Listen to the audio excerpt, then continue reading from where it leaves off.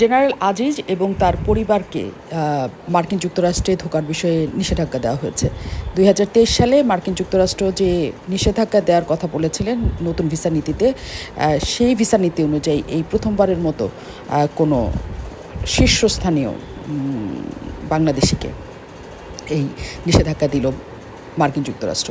এবং মার্কিন যুক্তরাষ্ট্রের যে মুখপাত্র আছেন স্টেট ডিপার্টমেন্টে, ম্যাথিউ মিলার, তিনি বলেছেন যে সপরিবারে জেনারেল আজিজ এবং তার পরিবারের কেউই আসলে যুক্তরাষ্ট্রে এখন থেকে ঢুকতে পারবেন না। তার বিরুদ্ধে দুর্নীতির অভিযোগ আছে, তার বিরুদ্ধে স্বজনপ্রীতির অভিযোগ আছে এবং বলা হয়েছে যে তার পরিবার মানে তার ভাইদের সাথে তিনি যুক্ত হয়ে সেনাবাহিনীর অনেক কিছু ক্রয় করেছেন এবং শীর্ষ সন্ত্রাসী ভাই জোসেফের সাথে তিনি পরামর্শ করতেন সেনাবাহিনীর ক্রয় সংক্রান্ত বিষয়ে এবং নীতি নির্ধারণের ক্ষেত্রে। এবং এর বাইরে তার বিরুদ্ধে ঘুষ গ্রহণেরও অভিযোগ আছে।